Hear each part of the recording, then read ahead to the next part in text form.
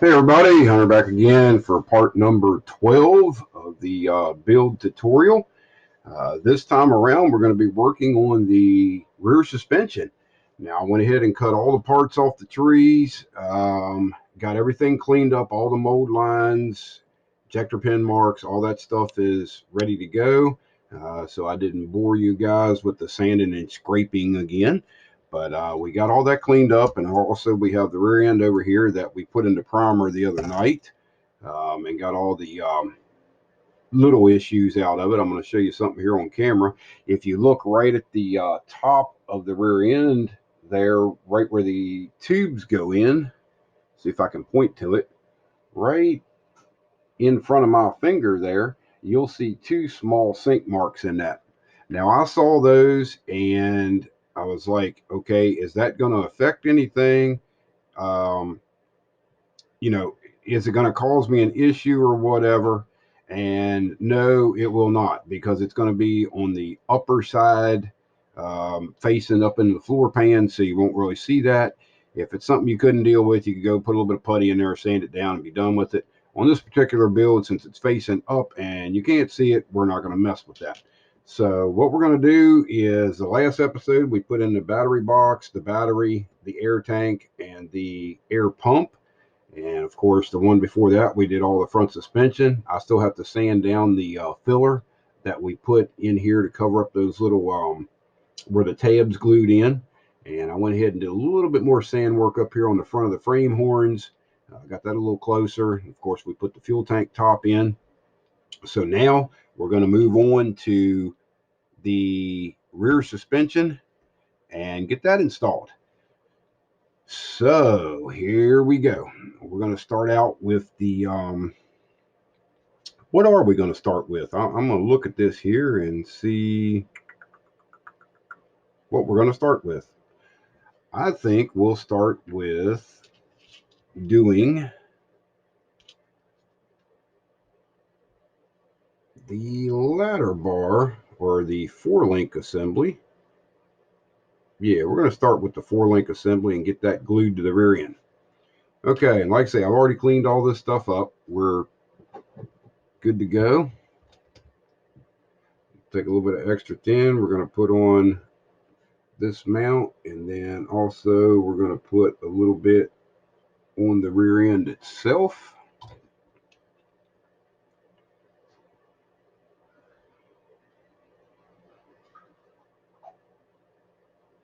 And we're going to slide that into position and hopefully get everything to stick there. But instead of sitting here holding all this to let it dry up, I'm actually going to sit, well, there it dropped off. You'll have that. The glue ain't quite set yet. There we go. We're going to sit it down there.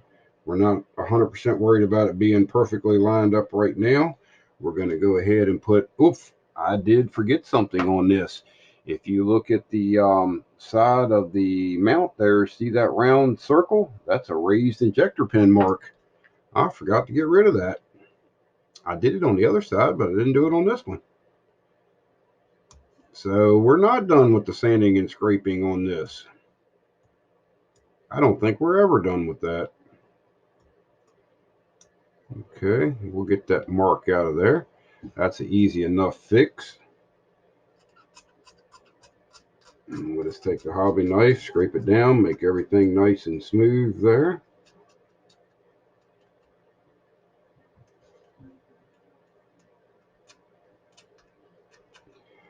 And we're done with that. All right, moving on. Now we're going to put a little bit of glue on that.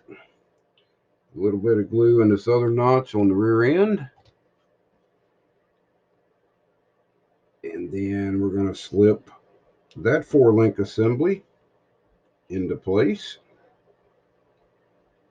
Now this is one of those parts there that you may not be able to put everything on right off the bat, because you're going to have to let some of this dry up a little bit. That's the good thing about the liquid adhesives. They dry pretty quick. But what I'm going to do is cheat that a little bit. I am going to Well, I was going to find a bottle. I'll have to do this another way. I have the Tenax 7R, and this stuff here is, for the most part, not instant, but it does bond very quickly. And I'm just going to use a longer brush here, and we're going to dip a little bit of the 7R onto it, and we're just going to let it flow around that joint.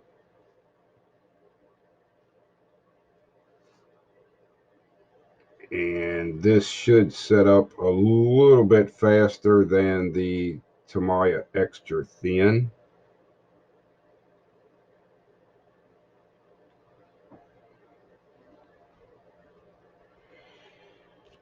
So we'll give that a shot. And that's why I say it's always nice to have the adhesives, and that way, if you need to do something a little bit quicker, you can just reach up on the shelf and grab another adhesive and keep moving. But oh yeah, see that almost instantly sets up enough where you can pick it up and move the parts around. We don't have everything going straight ahead yet because that's going to mount to the rear cross member there, but we'll get that in a second. Okay, so we have that lined up. The next thing we're going to do is go ahead and set the airbag assemblies into place.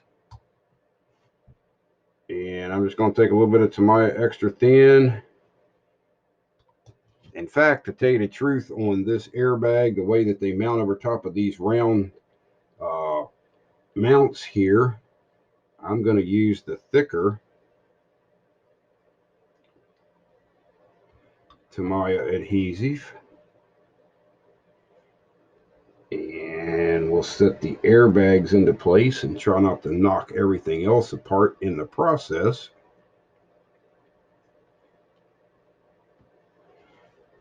Okay, there's one in. And same thing on the other side. Now, when I cleaned up the airbags on this particular kit, you can see the hole there in the bottom of the airbag that goes over that mount. I went ahead and took the hobby knife and actually scraped at a little bit of an angle all the way around the edge of it. And what that does is there's a real sharp edge because I took the sandpaper and cleaned it up, and that created a sharp edge all the way around the airbag. Well, anybody who knows airbags knows that they don't have a sharp edge on them. So I went ahead and just lightly rounded that all the way around just to give it a little bit more realism and look a little bit, more like a true airbag. So even though you're building a box stock kit, there is things that you can do um, to enhance the kit and still be, considered box stock. Okay. Seating the airbags all the way down into place. And trying to keep the 4-link bars going pretty much straight ahead. Okay, so we have that together. So now we have this piece, the rear end, and the two airbags into place. So now we're going to move on to setting the assembly under the chassis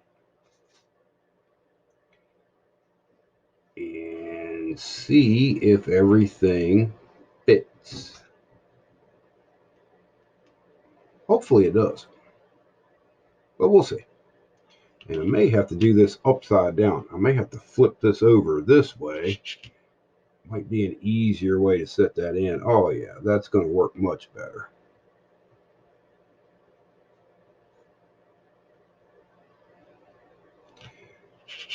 And everything's a little bit, still drying up right now. So I'm being very gentle with setting stuff into place. And things are moving around where we don't want them to, but just keep working with it. And eventually you'll get everything lined up and looking the way you want it to look. Okay, we have the 4-link bars into place. I'm going to go in with the Tamiya Extra Thin. Put a little bead on the front mounts.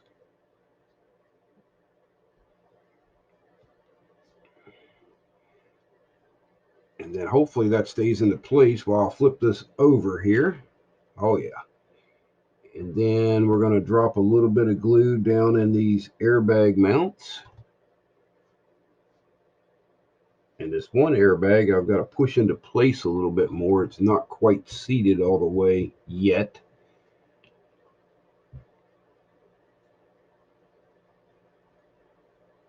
There we go. Now we're getting somewhere.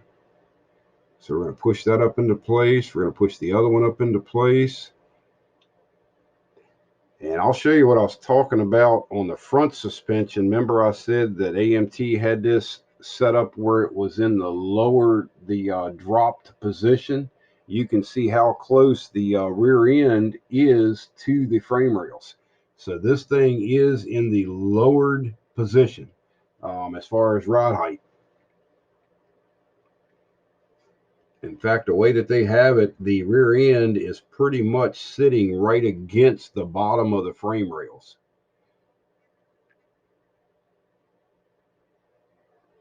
So we're just pushing everything into place, making sure that it's all lined up on its pins the way it should be and even. And then you want to check across this way, just like we did on the front suspension. Make sure that, you know, it is even across this direction here. And everything's looking real good there. So that's glued in. And what I'm going to do is move on to, what am I doing next? Shocks. That's what I'm doing next.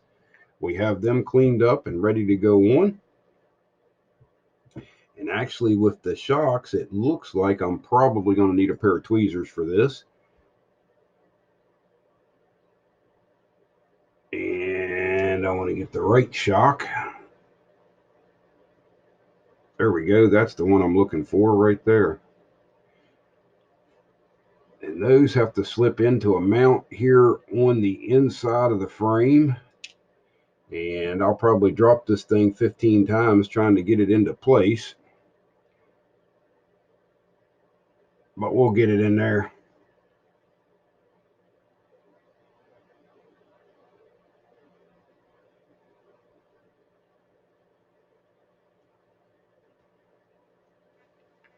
We're close.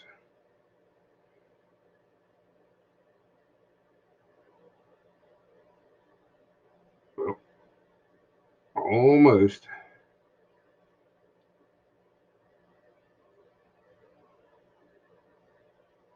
Okay, I'm seeing that on this shock, I need to open up the hole just a little bit. So I'll spin the hobby knife in there and open that hole up a little bit so that it slides over top of the little pin for the shock mount. And like I say, there is a few things on this model that are a little finicky and a little tricky to get to go into place, but just keep working with it. And it's like anything else. Take your time, patience, and it will go in there. Okay, so we now have the shock lined up. And another thing I'm sure a lot of guys have noticed is I'm not painting any of what would be considered the detail parts as we put things together. And I do that a lot on box stock type builds. I'll get all the components, for the most part into place, and then I'll paint everything pretty much one color and then go back in and do detail work on it. And we'll be doing a lot of that detail work on camera, so that'll be coming up to show you how I, go about making different components look like separate components instead of being all painted the same color. All right, so we have that shock into place. Now we're going to move on to the other shock. And since I had to open up the hole on that side, I'm going to go ahead and do it ahead of time on this side, just in case. It may fit perfect and it may not. So since they're a little tricky to get up in there and get them to seat, I'm going to go ahead and clean it up ahead of time, just to be on the safe side.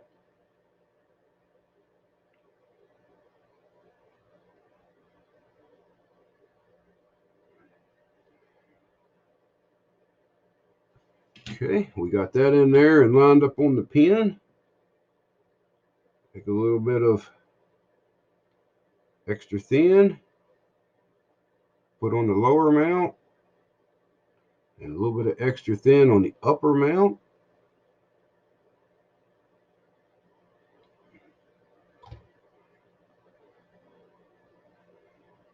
And just kind of keep a check on your assembly. Make sure nothing moved. Make sure your airbags are still seated all the way up. Your 4-link bars are against the front cross member. And your shocks and everything are in place. We're looking pretty good. That is where we're at right now with the suspension set up. Flip it over here on the bottom side. That's what that looks like. Now, like I was talking about doing my super detailed builds and stuff like that, I would actually go on the bottom side of the mounts here and put a pin in, like a bolt that would simulate the lower mount for the airbag. But in this case, we're doing what they give us in the box, and that's all we're adding to this model. So we have that in there. Now, one thing that, if you notice I have laid out here is the exhaust. I went ahead and cut one section off of the parts tree because, you guys that are beginners and everything, like I say, you want to have the exhaust painted. It would have already been up in place by now, and then you put the rear end in. But what I wanted to check and see is if the rear end is in place, if I can go ahead and put the exhaust into place. And I'm not 100% sure whether I can do it or not, so I may have to make a slight modification to the exhaust. And yes, I am going to have to make a modification to it.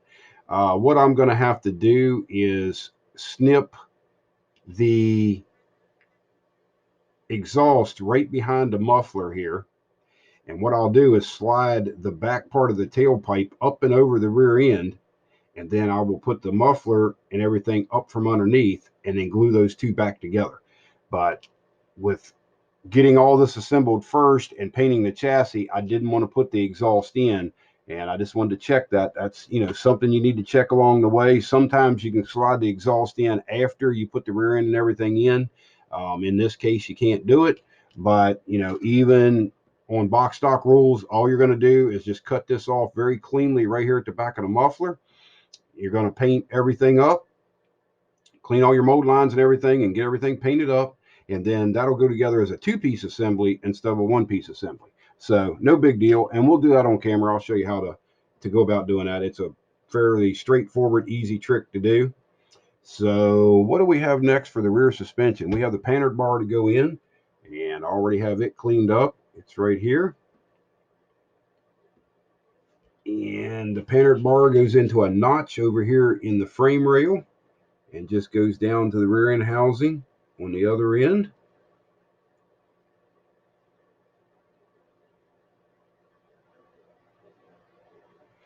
So we're going to take our extra thin again. We're going to put a little bit here at the notch in the frame.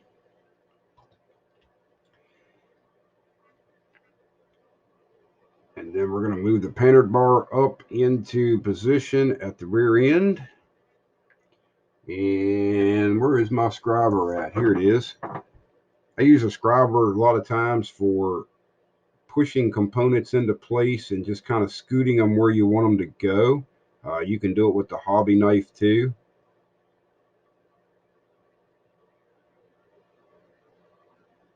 There we go. That's about where I want the panhard bar to be. And there's no real locating point on the lower end of the panhard bar. The only true locating point is the one at the frame right here. There's a notch, but on the rear end housing itself, it just kind of sits on the curve of the third member. So you just want to get that down in there and get it to seat real nice. we're going to put just a little bit more extra thin right here to disjoint at the back of the rear end and the painted bar mount. And I think as far as this step, other than the brakes, we are pretty close to being done with the chassis. And let's see, what else do we have? We have the drive shaft to go in. That's a component that needs to go in yet. And actually, I'm going to paint the drive shaft out of the chassis. You could go ahead. Well, if you're a beginner, you would have the drive shaft painted right now, and the engine would already be installed. The drive shaft would slip in the back of the transmission first, and then you'd put the rear end housing in. But what I'm going to do is paint all this stuff separate, and then I will reverse that. The rear end's already in, so I'll slide the drive shaft in, and then I'll put the engine in and line everything up that way. So we'll paint this as a separate piece. Like I say, I do have the camera for the spray booth area. So I'm still on Friday night doing this video. I'll be uploading it today, which is Saturday. And we'll be working on the hobby room a lot of today. And then hopefully by tomorrow night or later on, maybe 7 o'clock, something like that, we'll go ahead and do the video of getting this chassis in primer over at the spray booth. So that's about all we have for now. Like always, if you have any questions or concerns or ideas or tips or tricks or anything like that to make the series better, let me know, and I'll be more than glad to address them. And we're just about done with this step here. So next, we start moving into the lower body and the interior components and things like that. So what we're going to do before we get into doing any of that stuff is we're going to get the chassis wrapped up. We will probably go ahead and get the engine and everything installed in the painted chassis and be up to the point of the way they want you to do it in the instructions. And then we'll start on the body pieces and all that and the interior. So that'll be coming up in a episode not too far away. So stay tuned for that. So that's it for this one. Like always, I want to thank everybody for watching and the support of the series, and we'll talk to you later. Bye-bye.